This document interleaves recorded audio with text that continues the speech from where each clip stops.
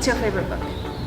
My favorite book, honestly, the only book I ever read was back in grade 9, How to Kill a Mockingbird, and that was for a school assignment. I don't read books. I just go for the movies. Curiosity though. My imagination is sometimes it runs wild. Sometimes what I do is I imagine myself as a different person. Like I like science fiction. I like comic books. I like DC. I kind of like Marvel too, right? So I'd like to imagine what would happen if I had this power, what would happen if I had that power, and stuff like that. Have you tried writing stories? Have I tried writing stories? No, I have not. But I have tried writing poems. I do write poems, but like the poems are really private. They're only for certain people, and I don't like to show that side to everybody, you know, because I want to treat those people special than others. So you wouldn't consider taking it public, your poems? No, not at all. Never? Showing people the private side, I don't like to do that. That's one reason. Second reason is people always tend to judge you, no matter what. So I know that people will judge you. It's normal. Everybody judges. But to avoid it, I don't tend to, go out there, show them my poems or whatever.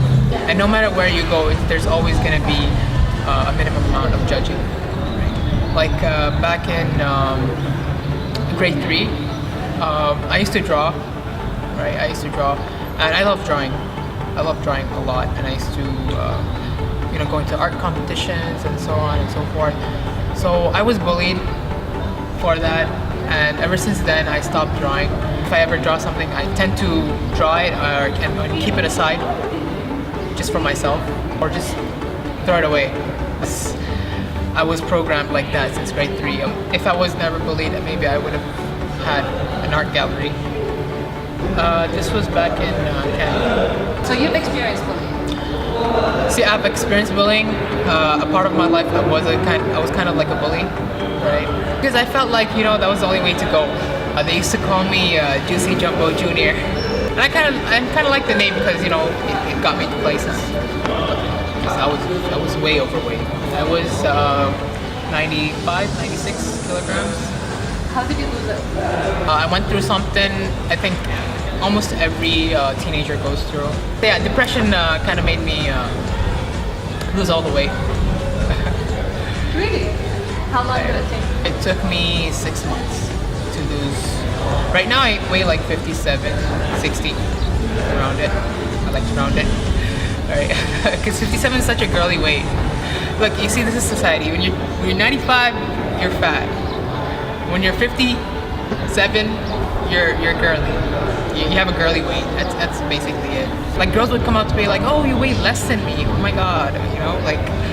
It's not a competition or a comparison. Exactly. I'm not supposed to compare my weight to. Exactly. What's your least favorite part about society? When they judge you, when people judge you, when they don't let you be you. How do you think we can change that? Understand that difference is not a bad thing. Difference is always going to be there, and it's not a bad thing. What's one experience you've been through that has really changed your views on life? I had a conversation with someone, and they told me that worrying is like a disease that a person has, right? And they should not be having it because for me, I believe in destiny. I believe in fate. So worrying was not going to get you anywhere. Like, for example, back when I was in grade 12 and we were about to graduate, I wanted to be an engineer, right? And now I end up in pharmacy. Within the process of having this major change of majors, right?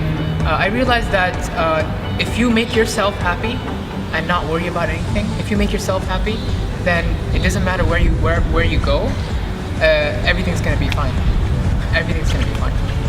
If someone comes up to me and tells me go study architecture for free, I would not. Yes, that's how much I love my major right now. What's one decision you've taken in the past 5 years that you regret? Honestly, for me, regret something that does not exist for me, right?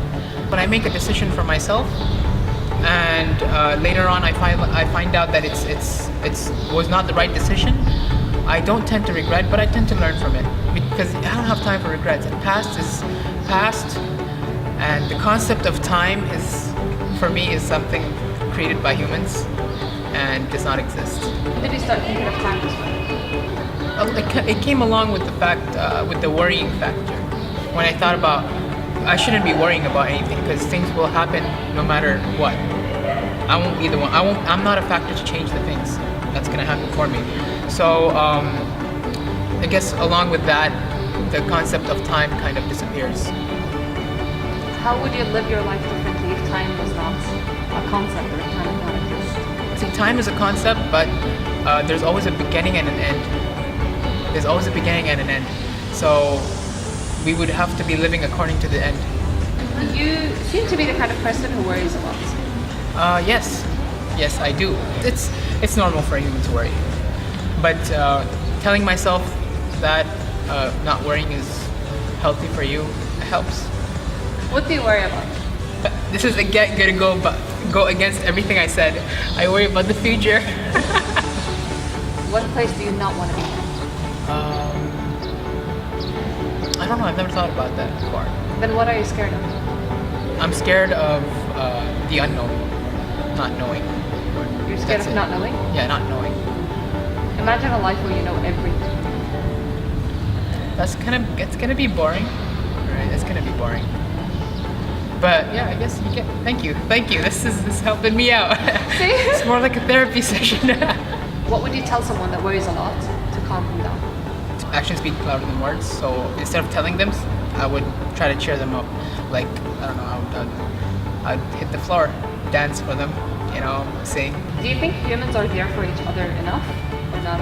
Not really. I don't think so. Not nowadays. Nowadays, it's all about getting to the top. It's all about competition. It's all about stepping over each other to get to the top, and making others feel down. That's what it is nowadays. Tell me about one of your favorite memories. I went for Hajj. The part about it was tough, and it was hot, and I went with my family, and most of us had heat stroke, and we had, it was tough. Honestly, it was tough. But at the end of the day, after I was done, I felt like, if I had to do it again, I'd do it again because it was an amazing experience. It was beautiful. It was beautiful. I don't know. Some people don't believe in prayers being accepted, but honestly, I had my prayers accepted, and the best thing about that prayer was it was accepted, and what I wanted was not right for me. Even though what I wanted for me was not right for me, I really wanted it, so it was accepted. And then it didn't work out, and I learned my lesson. I learned my lesson that if you ask for something, you get it, right? But not everything is good for you. So only He knows what is best. What are you most passionate about? Like for me, I don't want to be rich. Some people would be like, I want to have cars, like a Bentley or whatever, But I don't. I feel like those things, if it's gonna come, it's gonna come. I don't want to be rich. All I want to do is be happy. So my passion is to do whatever makes me feel happy. What makes you feel happy? One of the things that make me feel happy is helping others. I'm not doing it for them, but I'm doing it for myself and for God. That's it. And I've lived it. I have had experiences where I would do something for someone, and in return I would get something else in a different manner, in a different shape. It's selfish, but it's a good kind of selfish. Yeah. If you were to write a book, what would you call it? Be about people who tend to backstab others. I hate the most is when people gossip and backstab other people for their own benefit, not for anything else. You get me? Just to bash someone just so they can be on top. You see, I read a tweet the other day. I'm like, the guy was like, I'm jealous Harry Potter gets to talk to snakes, but turns out I've been doing it all my life. Not only will I write about them, I'll also write how the solution for it. So you know what's it going to be called? It's going to be called the Snake Charmer. And this is not racist, okay? What's your name? My name is Sadiq Ahmed. That's pretty deep, right? Tell me That's more. Time pretty is an deep. illusion, yes. Time is an illusion. That's right. Okay, tell I don't me know more. who said it. Was it Einstein? I don't know. No, I just said it. Oh, you said it? I just said it. All right. That's it. That's all. Really?